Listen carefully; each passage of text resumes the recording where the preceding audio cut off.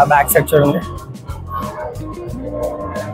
So guys after vacation మళ్ళీ నేను సౌదీకి వెళ్తున్నప్పుడు నాకు ఒక ఐడియా వచ్చింది అనమాట. వీడియో తీద్దాం, ఫ్రెషర్స్ కి ఒక గైడ్ లా ఉంటది, అలాగా ఫస్ట్ టైం అంటే ఎక్స్పీరియన్స్ అనేసి. సో నేనైతే లగేజ్ అయితే ప్యాక్ చేసుకున్నానండి. మా అమ్మగారు ఏమొచ్చి చపాతీ అదే విధంగా ఆమ్లెట్ అనేది రెడీ చేస్తున్నారు ట్రైన్ తినడానికి. సో నాకు గోదావరి ఎక్స్ప్రెస్ ట్రైన్ అయితే నేను బుక్ చేసుకున్నాను. అది 5:20కి అలా ఉందన్నమాట. సో టైం ఇప్పుడు చూసుకున్నట్లయితే ఆల్మోస్ట్ 3:30 అయిపోయింది. ఇంకొక 1 అవర్లో మనం బయలుదేరిన స్టేషన్కి అయితే వెళ్ళిపోవచ్చు. సో టైం అవుతున్న కొద్దీ నాకు అదొక ఫీలింగ్ అనమాట, అంటే మళ్ళీ వెళ్ళాలి ఇంట్లో అందరినీ వదిలేసి. సో అలా చూస్తూ టైం అయితే అయిపోయింది.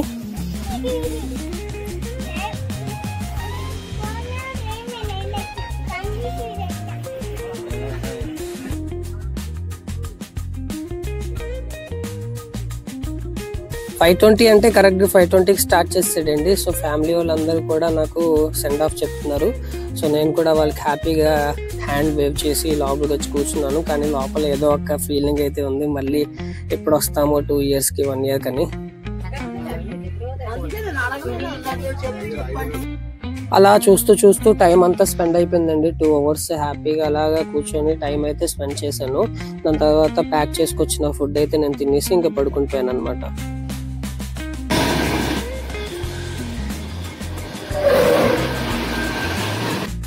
యాక్చువల్గా ఇది 6 o'clock రావాలి, కానీ 6:30 అయిపోయింది. కొద్దిగా 1/2 hour లేట్ అయింది. ఎప్పుడు కూడా ట్రైన్ జర్నీ మనం నమ్మకూడదండి, అంటే కరెక్ట్గా టైం అవుతుందా, టైంకి వెళ్తామా లేదా అనేసి. సో 1 hour 2 hours మనం ఎందుకైనా మంచిది సేఫ్ సైడ్ వేసుకోవాలి. చూసారు కదా 6:32కి ఇక్కడ నేను దిగాను అనమాట. సో ఇక్కడ నుంచి యాక్చువల్గా మనకి ఇక్కడ రైల్వే స్టేషన్ లో పుష్పక్ బస్ ఫెసిలిటీ అయితే ఉందండి ఎయిర్పోర్ట్ కి. నేను చూపిస్తాను చూడండి. సో ఇలా ఎగ్జిట్ లో మనం వెళ్ళిపోతే బయటకి మనకి ఆల్ఫా హోటల్ ఉంది చూసారా, సికింద్రాబాద్ ఆల్ఫా హోటల్ పక్కనే బస్ స్టాప్ ఒకటి ఉంటుందండి. ఆ బస్ స్టాప్ లో మనకి ఎలక్ట్రిక్ వెహికల్స్ బస్సెస్ అయితే ఉంటాయి, పుష్పక్ బస్సెస్ అని.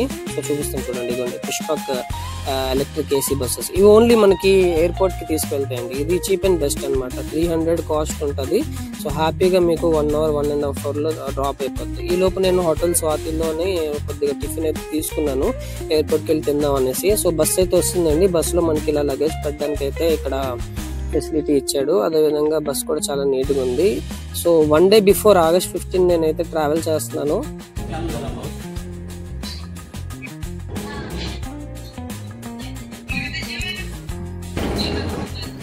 సో చాలా ఎర్లీగా అయితే నేను వెళ్తున్నాను అనమాట ఎయిర్పోర్ట్ కి, ఎందుకని మంచిది అనేసి. సో ఈ ట్యాంక్ బండ్ ఇవన్నీ చాలా బాగా మెయింటైన్ చేస్తున్నారు. అండ్ ఇది ఓన్లీ పుష్పక్ స్టేషన్స్ ఎక్కడైతే ఉన్నాయో అక్కడే స్టాప్ చేస్తున్నాడు. ఇందులో మనకి కేబుల్ ఛార్జింగ్ పెట్టుకోవడానికి కూడా ఫెసిలిటీ ఉంది. సో చూస్తూ ఎయిర్పోర్ట్ కి అయితే వస్తామండి. నేను ఫస్ట్ టైం అనమాట రాజీవ్ గాంధీ ఇంటర్నేషనల్ ఎయిర్పోర్ట్ నుంచి ట్రావెల్ చేయడం అనేది. సో చాలా బాగుంది ఎయిర్పోర్ట్ అనేది.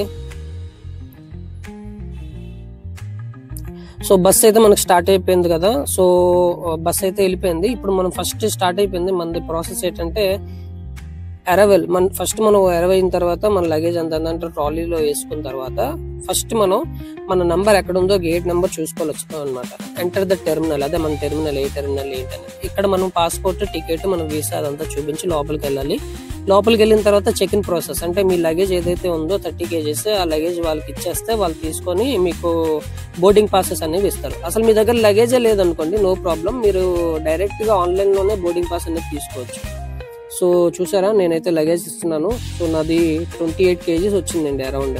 నా 2 bags కూడా 30 kgs అలో. సో 28 అంటే ప్రాబ్లం, ఇంకా 2 kgs తక్కువే ఉంది. సో బోర్డింగ్ పాస్ అనేది తీసుకున్న తర్వాత సెక్యూరిటీ చెక్ వెళ్ళాలి. ఇప్పుడు మనం అంటే మన హ్యాండ్ లగేజ్ ఇవన్నీ ఉన్నాయి చూసారా, మనం పర్సనల్ బాడీ చెక్ ఇదంతా చేస్తారు వీళ్ళు, స్కానింగ్ ఇదంతా చేస్తారు. సో ఈ ఏరియాలోకి వచ్చిన తర్వాత ఇక్కడ ఒక లైన్ ఉంటుంది, ఆ లైన్ లో మనం వెయిట్ చేయాలి. ఇక్కడ కూడా మళ్ళీ మనం మన బోర్డింగ్ పాస్ ఇచ్చారు కదా, ఆ పాస్ లో ఒక స్కానర్ ఉంటుంది, ఆ స్కాన్ అక్కడ స్కాన్ చేస్తే మనం లోపలికి వెళ్తాం. ఇక్కడ ఒక ట్రై తీసుకొని ఆ ట్రైలో మన bag, belts, coins, watch, mobile అన్ని పెట్టేయాలి. ఓన్లీ మన చేతిలో ఒక పాస్పోర్టే పెట్టాలి.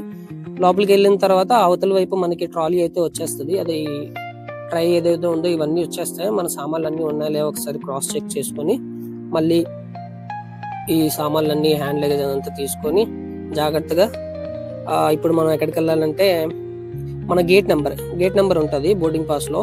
సో ఏ గేట్ నెంబర్ ఏంటో అది చూసుకొని ఆ గేట్ నెంబర్కి వెళ్ళి మనం జస్ట్ వెయిట్ చేయడమే. సో ఈ రెండే పెద్ద టాస్క్లు. ఫస్ట్ వచ్చిన తర్వాత లగేజ్ వేయడం, దాని తర్వాత చెక్ ఇన్ ప్రాసెస్. ఈ రెండే అయిపోయిన తర్వాత హ్యాపీగా మన గేట్ నెంబర్ దగ్గరికి వెళ్ళేసి కూర్చోవచ్చు. సో 5th చూసారు కదా, find your gate, check the display boards. అంటే బోర్డ్స్ ఉంటాయి అనమాట. ఆ బోర్డ్స్ అవన్నీ చూసుకొని మన నెంబర్ ఎక్కడ ఉందో ఏంటి అని చూసుకొని మనం నీట్గా వెళ్ళిపోవచ్చు. సో ఈ లోపు మధ్యలో ఎయిర్పోర్ట్లో ఇవన్నీ షాపింగ్స్ మనం ఏం చేయాలనుకుంటే చేయొచ్చు. అవన్నీ రెస్ట్ రూమ్స్ అవన్నీ ఉంటాయి. సో హ్యాపీగా మనం గేట్ దగ్గరికి వెళ్ళేసి మనం ఎంతసేపు అయినా వెయిట్ చేయొచ్చు, కానీ డిలే మాత్రం చేయొద్దు. ఎందుకంటే ఫస్ట్ టైం వెళ్ళే వాళ్ళకి కన్ఫ్యూషన్ గా ఉంటుంది. ఫస్ట్ గేట్ నెంబర్ వెతుక్కొని అక్కడికి వెళ్ళిన తర్వాత మీరు రిలాక్స్ అయిపోవచ్చు. సో నేను కూడా గేట్ నెంబర్ దగ్గరికి వెళ్ళిపోయిన తర్వాత హ్యాపీగా కొద్దిగా రిలాక్స్ అయ్యాను అనమాట.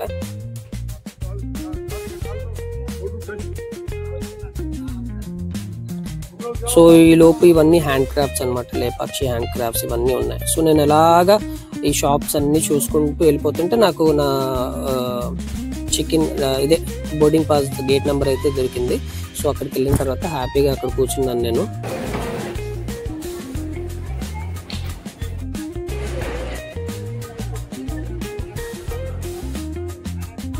సో బోర్డింగ్ పాస్ అంటే ఇదేనండి. బోర్డింగ్ పాస్ అంటే అదే ఫ్లైట్ ఎక్కే ముందు మనం పాస్ ఒకటి ఇస్తారు కదా, దాన్నే బోర్డింగ్ అంటారు. బోర్డింగ్ అంటే ఫ్లైట్ అక్కడ ఉన్నమాట. బోర్డింగ్ చూసారా, 12:40కి బోర్డింగ్ టైం ఇచ్చాడు. డిపార్చర్ అంటే స్టార్ట్ అయ్యేది అనమాట. ఫ్లైట్ మనకి ఇక్కడ నుంచి స్టార్ట్ అవుతుంది ఆ టైం అనమాట. సీట్ నెంబర్ అదంతా ఉంటది, అదంతా మనం చూసుకొని రెడీగా ఉండాలి. వాళ్ళు పిలుస్తారు మనకి, మన ఫ్లైట్ నెంబర్ అదంతా అనౌన్స్ చేస్తారు. సో అనౌన్స్ చేసేటప్పుడు మనం హ్యాపీగా అక్కడికి వెళ్ళిపోవాలి. రెస్ట్ రూమ్లు ఇవన్నీ ఉంటాయి, మనం వీటన్నిటిని యూస్ చేసి హ్యాపీగా మన పనులన్నీ చూసుకొని రెస్ట్ తీసుకోవచ్చు. సో మొబైల్ నెట్వర్క్ కూడా ఉంది కాబట్టి ఫ్రెండ్స్కి కూడా నేను మెసేజ్ చేయడం, ఫ్యామిలీ వాళ్ళకి అందరికీ మెసేజ్ చేయడం, రిప్లై ఇవ్వడం చేస్తున్నాను. సో ఆ స్వాతి హోటల్లో ఏదైతే నేను టిఫిన్ తీసుకున్నానో అది కూడా తినేస్తున్నాను అనమాట. మళ్ళీ ఎయిర్పోర్ట్ అదే ఫ్లైట్లో ఎందుకనేసి. సో వర్షం పడుతుంది, చాలా బాగుంది. సో బోర్డింగ్ టైం అయింది. ఇప్పుడు when you seat number is called అంటే పిలుస్తారు కదా వాళ్ళు, మనకి ఎప్పుడైతే పిలుస్తారో స్టాఫ్, అప్పుడు మనం రెడీగా ఉండాలి. సో లైన్లో మన అదే నెంబర్ అదంతా చూసుకొని మనం ఇంకా లైన్లో లోపలికి వెళ్ళిపోండి. లోపలికి వెళ్ళే ముందు కూడా మనకు ఒకసారి మళ్ళీ బ్యాగ్ చెక్ చేస్తారు వాళ్ళు. ఇంకా ఏమైనా షార్ప్ ఆబ్జెక్ట్స్ ఏమైనా ఉన్నాయా జస్ట్ వెరిఫై చేస్తారు అన్నమాట, క్రాస్ చెక్ చేస్తారు వాళ్ళు. దాని తర్వాత మళ్ళీ బోర్డింగ్ అదంతా చూసుకున్న తర్వాత ఇంకా డైరెక్ట్ లోపలికి వెళ్ళిపోవడమే. సో చాలా మంది ఏ తప్పు చేస్తారంటే టైం కరెక్ట్గా వాళ్ళు పిలిచే లోపే ఎక్కడికో వెళ్ళిపోతుంటారు. సో మళ్ళీ వాళ్ళు 3-4 టైమ్స్ పిలవడం, డిలే అవ్వడం, ఒక్కొక్కసారి ఫ్లైట్ కూడా మిస్ అయిపోతుంటారు. సో అందుకనేసి ఎప్పుడు కూడా 25 minutes బిఫోర్ మీరు అక్కడే ఉండాలి.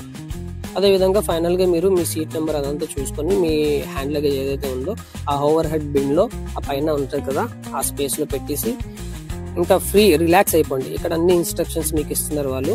అదే ఎయిర్ హోస్టర్స్ కూడా ఇస్తారు కదా, అది కూడా వినండి. వినిన తర్వాత ఈ సీట్ బెల్ట్ ఇదంతా పెట్టుకొని మీరు హ్యాపీగా రిలాక్స్డ్గా కూర్చుంటే చాలు. ఫోన్ అనేది అదే ఏరోప్లేన్ మోడ్లో పెట్టేసుకుంటే ఇంకా టెన్షన్ ఉండదు. సో ఈ విధంగా జర్నీ అండి. జస్ట్ ఇది ఏంటంటే ఫ్రెషర్స్కి, ఎవరైతే ఫస్ట్ టైం జర్నీ చేస్తున్నారో వాళ్ళ కోసం అనమాట. సో సింపుల్ స్టెప్స్ మీకు అర్థమైంది కదా. ఇప్పుడు నేను బెంగళూరు వచ్చాను అనమాట, హైదరాబాద్ టు బెంగళూరు. ఇప్పుడు బెంగళూరు టు దమ్మం ఇంటర్నేషనల్ జర్నీ ఎలా ఉంటుంది అనేది పార్ట్ 2 చెప్తా.